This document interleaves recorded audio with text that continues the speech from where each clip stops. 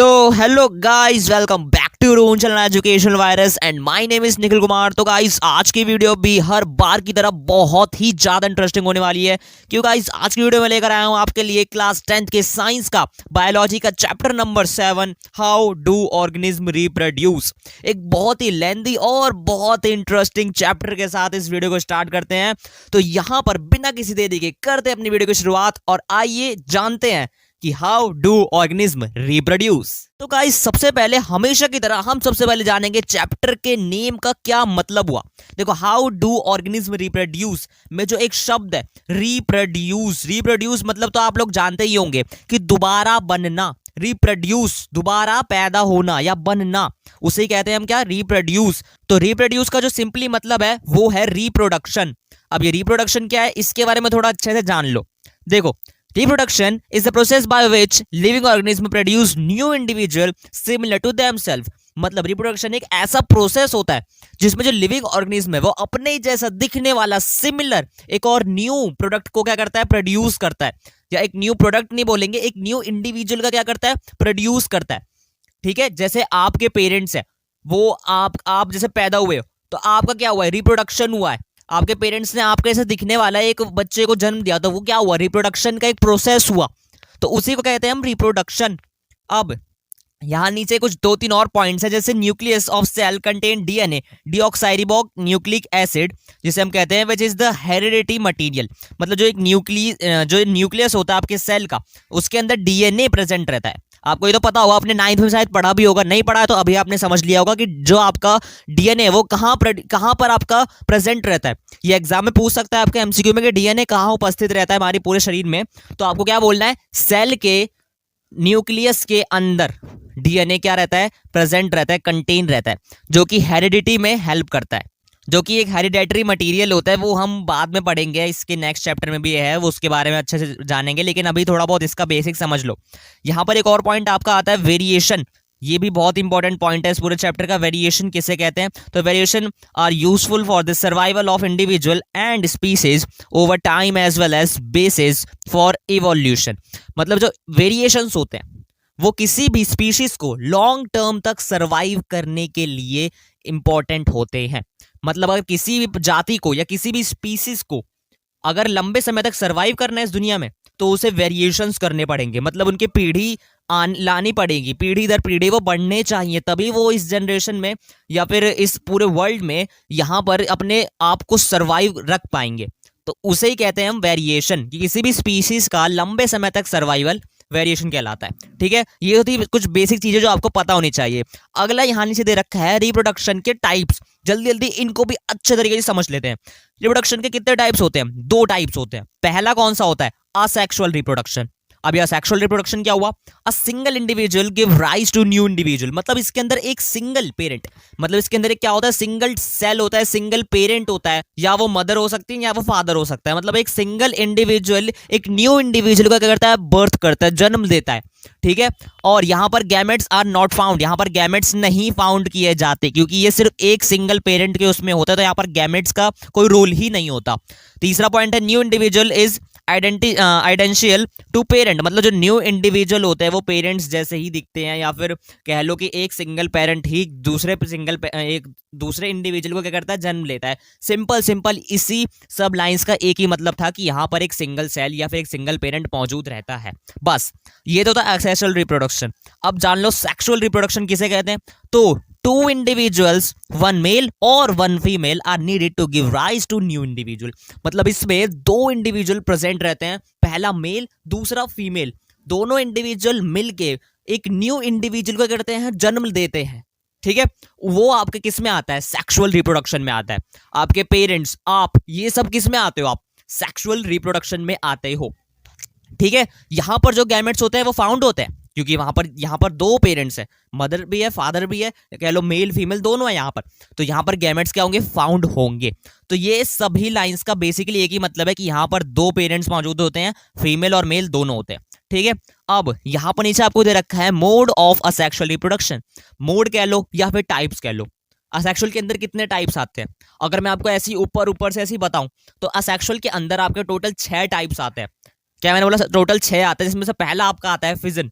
अब ये फिजन क्या होता है, the parent cell divide into daughter cells. मतलब यहां पर एक पेरेंट सेल डॉटर सेल्स में क्या होता है, डिवाइड हो जाता है। मतलब एक ही यहां पर एक सिंगल पेरेंट अलग एक न्यू इंडिविजुअल क्या करता है, क्रिएट करता है या बर्थ देता है, कुछ भी कह दो।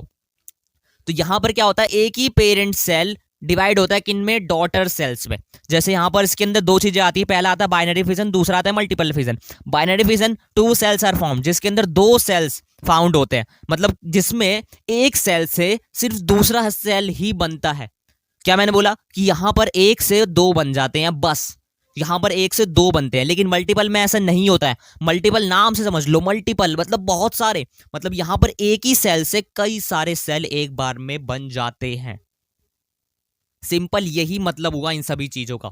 क्या मैंने बोला, बाइनरी में एक से दो बनते हैं, मल्टीपल में एक से मैनी बनते हैं, मतलब बहुत बन जाते हैं। अब बाइनरी का सबसे बेस्ट एग्जांपल होता है आपका अमीबा या अमोइबा, जिसे आप कह सकते हो वो। और जो मल्टीपल का होता है सबसे बेस्ट एग्जांपल वो होता है प्लाज्मोडियम। ठीक है, अब यहां पर इनके कुछ स्ट्रक्चर्स भी हैं, दे रखे हैं, ये आप थोड़ा पढ़ लेना, ये मैं ऐसे नहीं बता पाऊंगा। ये इधर दे रखा बाइनरी फिजन इन लेसमेनिया। लेसमेनिया भी एक बाइनरी फिजन का अच्छा एग्जांपल है, वो भी आप लिख के आ सकते हो अगर आपके एग्जाम में पूछा जाए तो। बाकी अमीबा भी बहुत अच्छा एग्जांपल है। दूसरा यहाँ पर जो सेक्सुअल रिप्रोडक्शन का मोड होता है वो होता है फ्रेगमेंटेशन। फ्रेगमेंटेशन क्या होता है, the organism breaks up into smaller piece upon maturation, each piece develop new individual. मतलब फ्रेगमेंटेशन समझो कि यहां पर जो ऑर्गेनिज्म होता है वो छोटे छोटे पीसेस में ब्रेक डाउन हो जाता है, और हर एक पीस अपने जैसा एक न्यू इंडिविजुअल क्या कर लेता है, क्रिएट कर लेता है। कहने का मतलब है यहां पर सबसे इसका एक एग्जांपल देख लो, स्पाइरोगायरा। सबसे बेस्ट एग्जांपल इसका स्पाइरोगायरा, यहां पर आपको इसकी ड्राइंग भी देखने को मिल रही होगी। तो स्पाइरोगायरा एक ऐसा ऑर्गेनिज्म है जिसको अगर आप कहीं से भी काट दो, यहां पर भी एक कंडीशन होती है कि मान लो आपने स्पाइरोगायरा, जो कि यहां पर आपका एक ऑर्गेनिज्म है, आपने बोल दिया जिसको कहीं से भी काट दो वो वहां से एक न्यू इंडिविजुअल, मतलब अपने जैसा ही वहीं से वो कंप्लीट कर लेता है, अपने कटे हुए सेल को पूरा सेल बना देता है, पूरा ऑर्गेनिज्म बना देता है। तो यहां पर भी एक कंडीशन होती है कि अगर उस ऑर्गेनिज्म या फिर उस कटे हुए हिस्से के अंदर अगर डेवलपमेंट सेल्स, क्या मैंने बोला, डेवलपमेंट सेल्स अगर मौजूद रहेंगे तभी वो जो कटा हुआ ऑर्गेनिज्म है वो दोबारा से रिप्रोड्यूस हो पाएगा।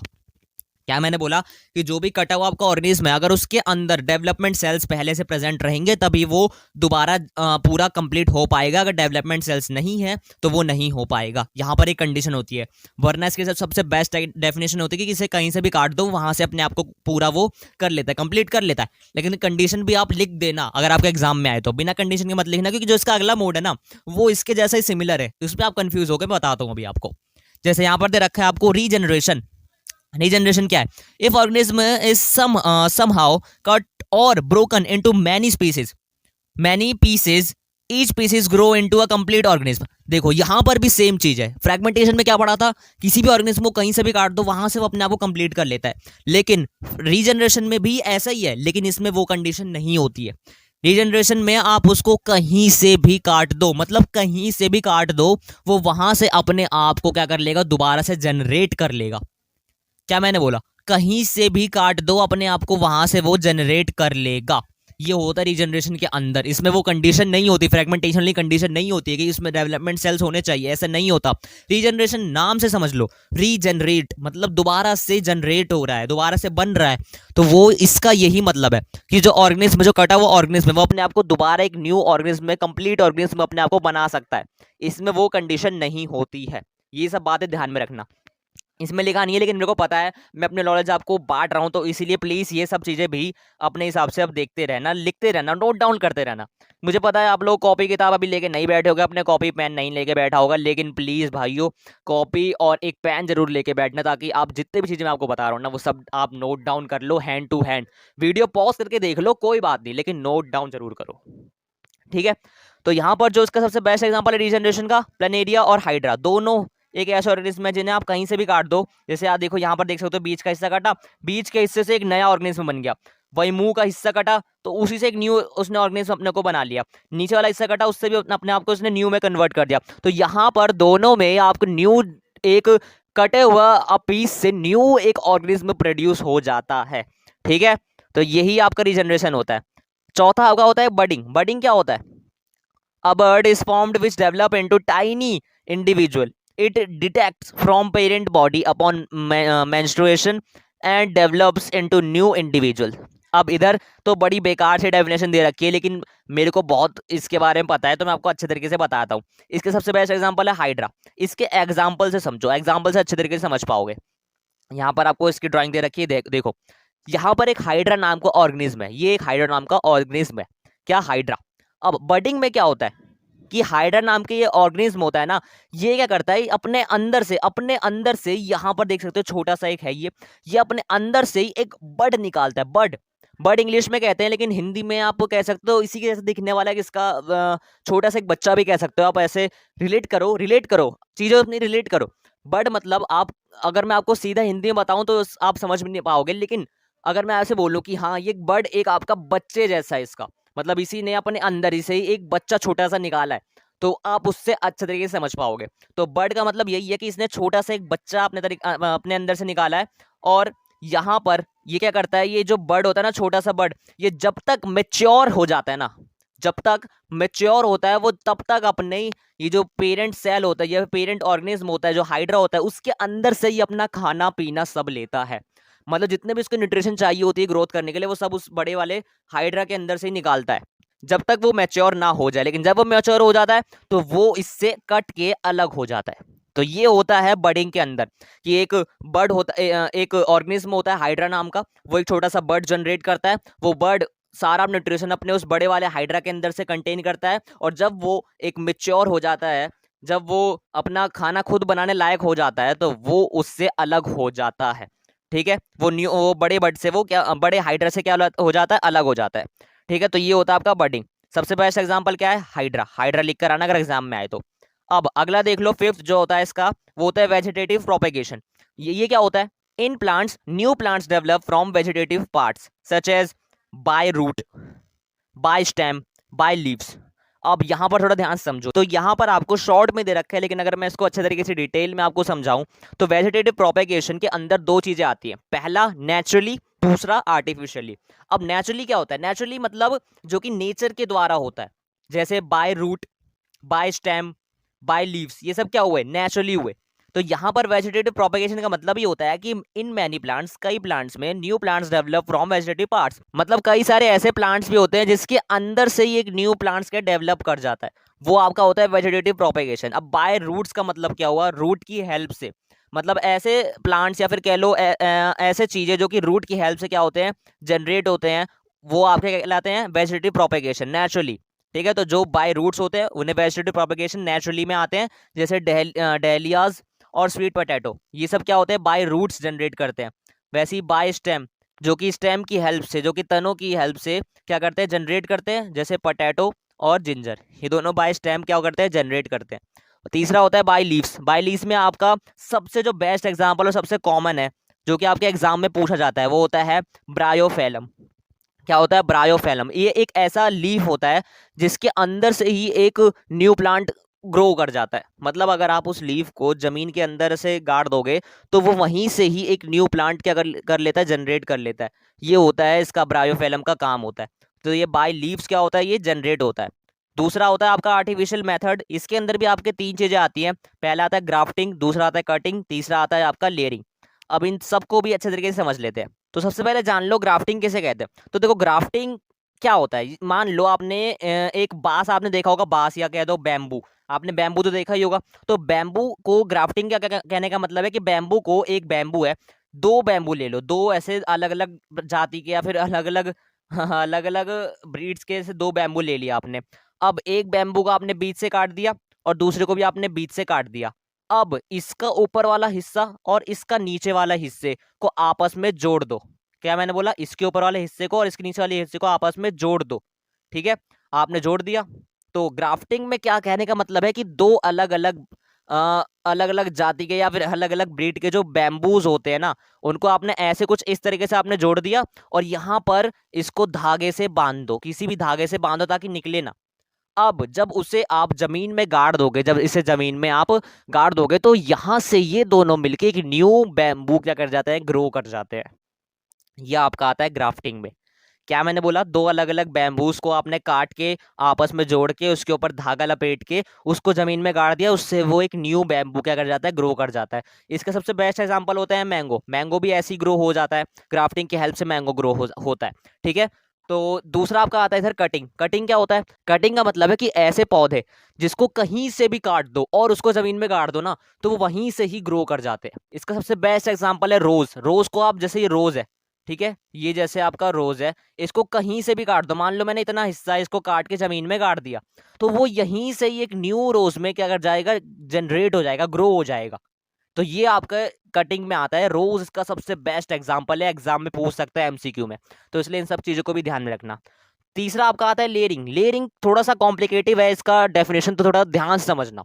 अब लेयरिंग में क्या होता है, मान लो यहाँ ये आपकी जमीन है, ठीक है, ये जमीन है, यहाँ पर एक ऐसे पौधा है, पौधा मान लो, ठीक है, ये पौधा है या पेड़ मान लो, कुछ भी है। अब यहाँ पर इस पौधे की जो ग्रोइंग टिप होती है, ग्रोइंग टिप बोले तो उसके जो स्टेम पे सबसे जो एंड में होते हैं, टॉप पे जो होती है, ये इसे कहते हैं ग्रोइंग टिप। तो इसकी जो ग्रोइंग टिप है, ठीक है, इसकी जो ग्रोइंग टिप है, इसको क्या कर दिया आपने, वहीं से ही मोड़ के ऐसे जमीन में गाड़ दिया। क्या करा आपने, वहीं पर ही उस प्लांट को वहीं पर लगे लगे ही उसकी ग्रोइंग टिप को ऐसे मोड़ के आपने जमीन में गाड़ा, और जमीन में गाड़ने के बाद दूसरे एंड से थोड़ा सा ऐसे करके निकाल दिया। ठीक है, थोड़ा सा दूसरे एंड से आपने निकाल दिया। अब जब दूसरे एंड से आपने ऐसे निकाला, तो ये जो हिस्सा है ना, यही हिस्सा एक न्यू प्लांट में क्या कर जाता है, ग्रो कर जाता है। क्या मैंने बोला, यही हिस्सा आपका क्या कर जाता है, न्यू प्लांट पे ग्रो कर जाता है। यही आपका आता है लेयरिंग में।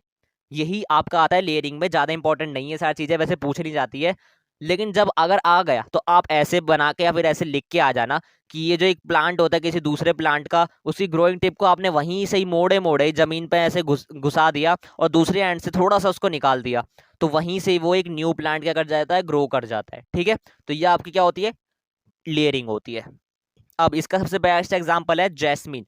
जैस्मिन को भी लेयरिंग की हेल्प से क्या करा जाता है, ग्रो करवाया जाता है। अब यहाँ पर जो आपका नेक्स्ट टॉपिक है, जो कि मोस्ट इंपॉर्टेंट टॉपिक है, वो है टिश्यू कल्चर। टिश्यू कल्चर के बारे में पूछा जाता है, थोड़ा थोड़ा बेसिक में हल्का फुल्का आप समझ लो, इसके बारे में ज़्यादा कुछ नहीं है इसके अंदर। टिश्यू कल्चर क्या होता है कि इसमें क्या करते हैं, एक कंटेनर होता है, एक इतना बड़ा सा क्या होता है, कंटेनर होता है। अब इस कंटेनर के अंदर क्या करते हैं, एक पाउडर होता है जिसे कहते हैं हम अगर अगर। अगर अगर करके एक पाउडर, थोड़ा अजीब सा नाम है, अगर अगर, ठीक है, अगर अगर करके एक पाउडर होता है, उसको आप क्या करते हैं, इस कंटेनर के अंदर डाल देते हैं। यहाँ पर आपने मान लो अगर अगर वो पाउडर डाल दिया, ठीक है, अब उसके अंदर पानी डाल देते हैं, जिसकी हेल्प से वो एक जली में कन्वर्ट हो जाता है, वो एक जली बन जाता है। तो जली आपने देखा होगा ना, वो अगर अगर पाउडर से ही बनता है। ठीक है, तो अगर अगर पाउडर है, उसके अंदर पानी डाल देते हैं तो वो एक जेली बन जाता है। अब क्या करते हैं, एक छोटा सा आपने प्लांट लिया, उसको आपने इसके अंदर, इस अगर अगर वाले इस जेली के अंदर डाल दिया। ठीक है, सही से उसको डाल दिया, और आपने वहीं पर उसको न्यूट्रिशन, उसी कंटेनर के अंदर न्यूट्रिशन और सब चीज़ दे दिया उसको, जो ग्रो करने के लिए जो इंपॉर्टेंट चीज़ है वो आपने सारी उसमें दे दी, डाल दिया। तो वो जो है, वो प्लांट उस कंटेनर के अंदर ग्रो जब कर जाए, तो आपको कुछ नहीं करना, आपको उस प्लांट से, उस कंटेनर से उस प्लांट को बाहर वापस जमीन में गाड़ देना है। इससे क्या हुआ, इससे क्या फायदा, आपके माइंड में यही हो रहा होगा कि ये क्या कर रहे हो भैया, ये क्या होता है, टिश्यू कल्चर में ये थोड़ा ना होता होगा। नहीं, यही होता है। इससे फायदा ये होता है कि इससे जो वो प्लांट है ना, वो कम समय में ग्रो कर जाता है, कम समय में ग्रो कर जाता है। जी हाँ, जो जमीन में गाड़ के जो ग्रो होता है ना, उसके कंपैरिजन में ये जो अगर अगर पाउडर वाले में, जो जेली वाले में, टिश्यू कल्चर में जो ग्रो होते हैं ना प्लांट्स, वो जल्दी ग्रो कर जाते हैं और बहुत ही सही तरीके से ग्रो हो जाते हैं।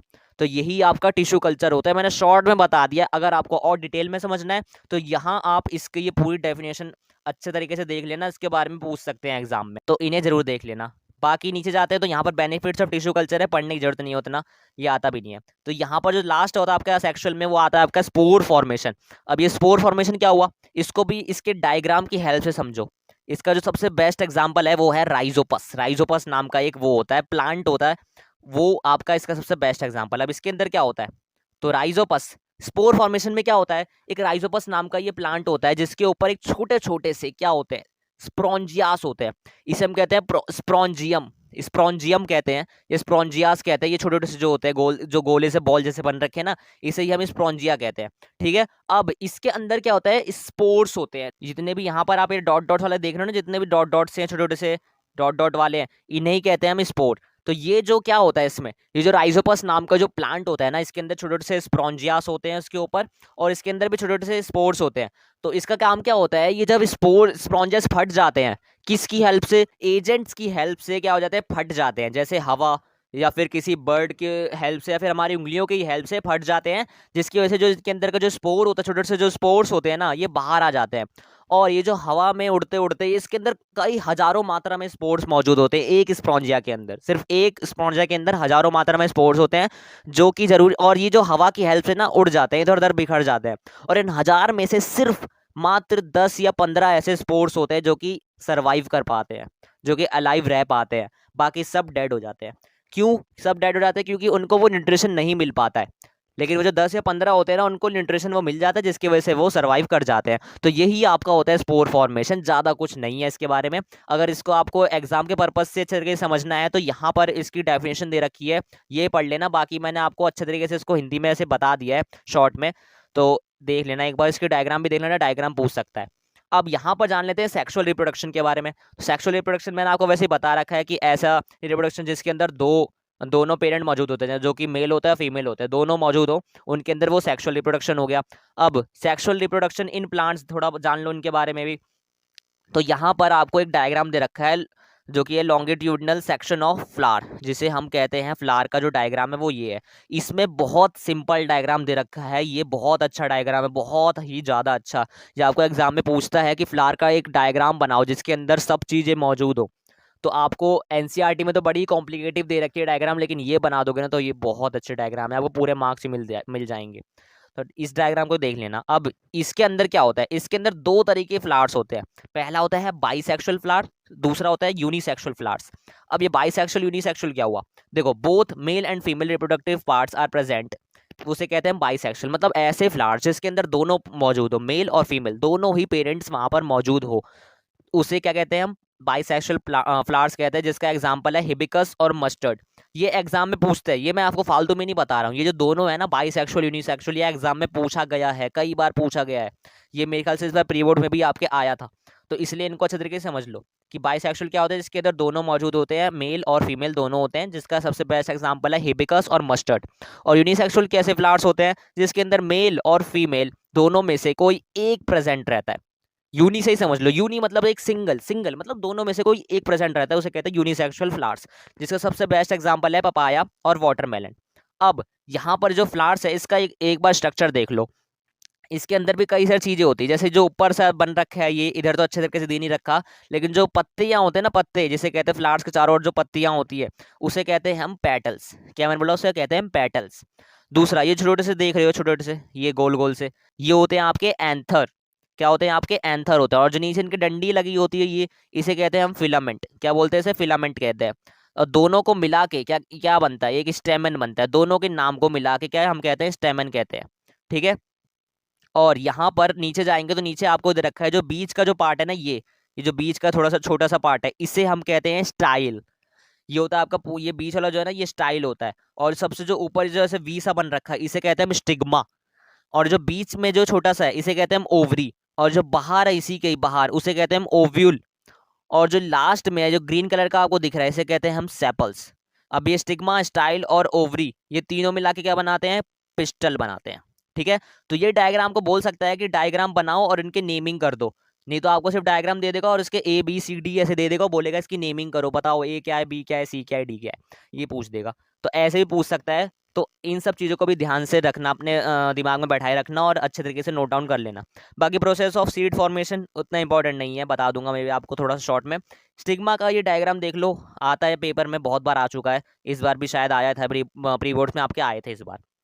यहाँ पर देख लो ये डायग्राम कैसा है, स्टिग्मा जो कि मैं आपको बताया था, जो बीच का ये पार्ट होता है, इसे हम कहते हैं क्या, स्टिग्मा। नहीं, स्टिग्मा नहीं कहते हैं, इसे हम कहते हैं पिस्टिल। ये स्टिग्मा सिर्फ ऊपर वाला हिस्सा होता है, जो पूरा हिस्सा होता है इसे हम कहते हैं पिस्टिल। ठीक है। तो कंफ्यूज मत होना, अगर एग्जाम में पूछे तो बोल देना पिस्टिल होता है ये।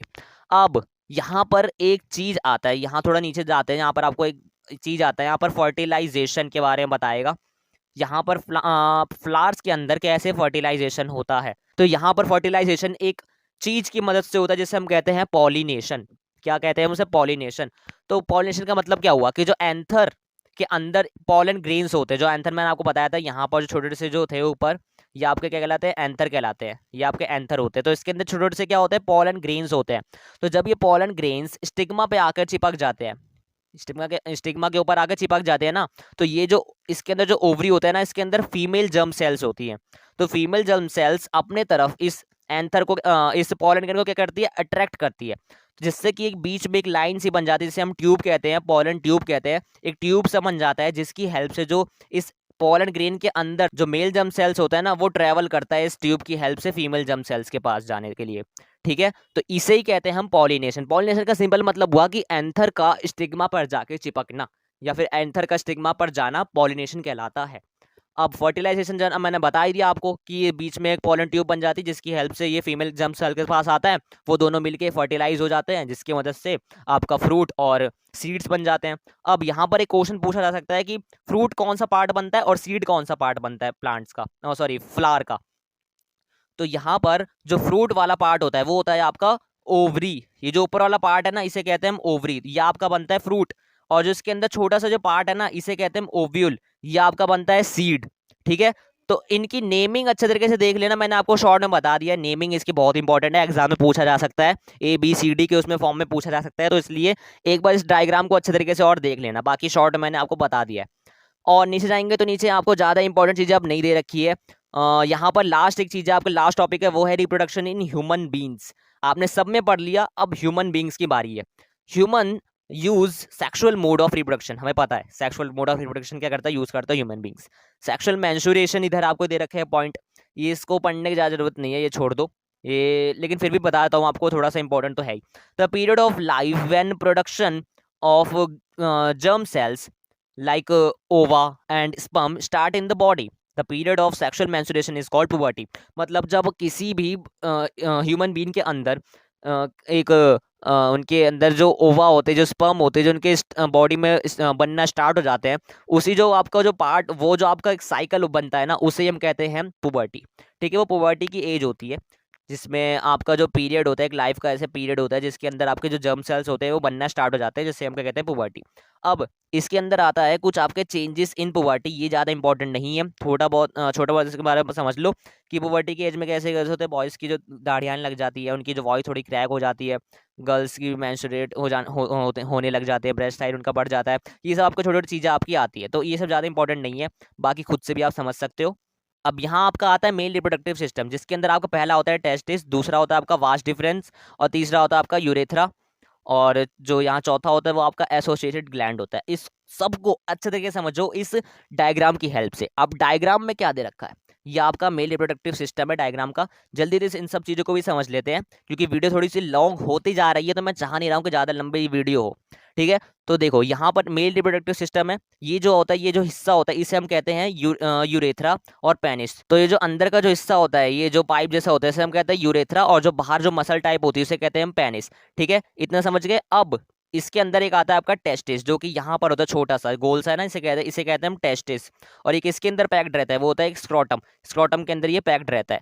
और यहाँ पर एक होती है वास डिफरेंस, ये एक बड़ी सी एक पाइप टाइप होती है, उसे हम कहते हैं वास डिफरेंस। यहाँ पर एक सेमिनल वेसिकल नाम की ग्लैंड और एक प्रोस्टेट ग्लैंड नाम के यहाँ पर दो ग्लैंड्स मौजूद रहते हैं। और यहाँ पर एक आपका होता है, ये जो यहाँ से दिख रहा है छोटा सा, ये जो पाइप सा दिख रहा है, उसे कहते हैं यूरेटर। और ये जो बीच में होता है गोल सा अंडे जैसा, उसे कहते हैं यूरिनरी ब्लेडर। इनका काम क्या होता है, जल्दी बता देता हूँ। जो टेस्टिस होता है वो स्पर्म को क्या करता है, जनरेट करता है, फिर बनाता है, प्रोड्यूस करता है। स्क्रोटम, ये टेस्टिस के ऊपर वाली कवर होती है, जो उसे हीट देती है, गर्म करती है। स्पर्म को बनाने के लिए जो गर्माहट चाहिए होती है, वो स्क्रोटम की हेल्प से ही आती है। यूरेथ्रा, जिसकी हेल्प से आपका यूरिन निकलता है। पेनिस, तो इसके ऊपर का कवर सा होता है। वास डिफरेंस, जिसकी हेल्प से स्पर्म और जो स्पर्म जो होता है वो ट्रैवल करता है। और जो सेमिनल वेसिकल, ये आपके एक ग्लैंड होती है, और इस प्रोस्टेट ग्लैंड, दोनों ग्लैंड ही होती है, जो कि स्पर्म को एक लिक्विड फॉर्म में उसको करती है।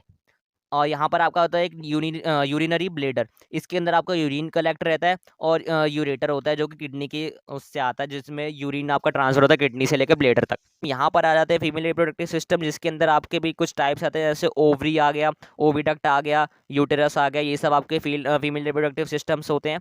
यहाँ पर आपका होता है फीमेल रिप्रोडक्टिव सिस्टम में, डायग्राम समझ लो। ओविडक्ट जिसकी हेल्प से जो एग्स होते हैं, यहाँ पे सबसे पहले जान लो ओवरी, ओवरी के अंदर एग्स प्रोड्यूस होते हैं, ओविडक्ट की हेल्प से वो ट्रांसफर होते हैं और यूटेरस पे आके ट्रांसफर होते हैं। सर्विक्स जो कि एंडिंग पार्ट होता है फीमेल रिप्रोडक्टिव सिस्टम का, और वेजाइना भी यहाँ पर एक एंडिंग पार्ट होता है। तो ये सब मैंने आपको थोड़ा बहुत शॉर्ट में ऐसे ही बता दिया है, बाकी आप अच्छे तरीके से अपने आराम से पढ़ लेना, क्योंकि वीडियो थोड़ी लॉन्ग हो रही है, बार बार कह रहा हूँ, इसलिए जल्दी थोड़ा सा आपको बता रहा हूँ मैं चीज़ों को। यहाँ पर एक दो सिचुएशन आती है कि जब एग जो होता है फर्टिलाइज होता है, या फिर जब एग वो नॉट फर्टिलाइज हो जाए, दोनों यहाँ पर कंडीशंस आपकी पूछी जा सकती है एग्जाम में।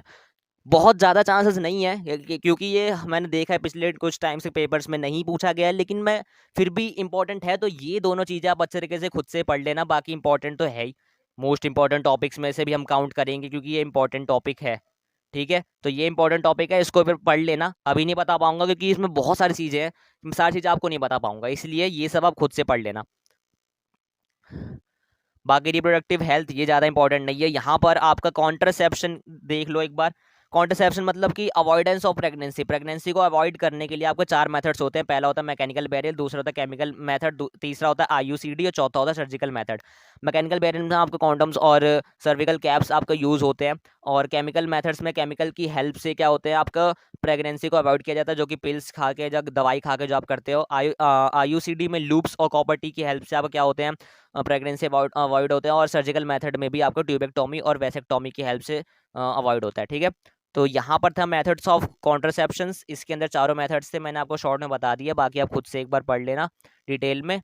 बाकी यहाँ पर आपका पूरा चैप्टर अब खत्म हो चुका है, ज़्यादा कुछ नहीं था इसके अंदर। बहुत लॉन्ग चैप्टर है ये बायोलॉजी का, पूरे बायोलॉजी का लाइव प्रोसेस के बाद ये सबसे ज़्यादा लेंथी चैप्टर है, तो इसको भी अच्छे तरीके से पढ़ लेना। इसके ऊपर से बेस्ड आपके कुछ इंपॉर्टेंट क्वेश्चंस आ सकते हैं, वो मैंने सारा कुछ चीज़ें वहाँ बता रखा है इस पूरी वीडियो में। तो अगर आपने इस पूरी वीडियो को अभी तक यहाँ पर देख लिया है तो प्लीज़ वीडियो को लाइक कर देना, चैनल को सब्सक्राइब कर देना, और जितने ज़्यादा हो सके अपने दोस्तों को, अपने रिलेटिव्स को जो कि आपके 10th क्लास में पढ़ते हैं, भाई बहन, उन सबको शेयर कर देना, ताकि वो लोग भी कुछ इस चैप्टर के बारे में अच्छे तरीके से समझ पाए और उनके इस चैप्टर के इंपॉर्टेंट टॉपिक्स जान पाए। तो इसीलिए गाइस अभी के लिए इतना ही, मिलता है वीडियो के साथ। For now tata bye bye and see you soon with the next video.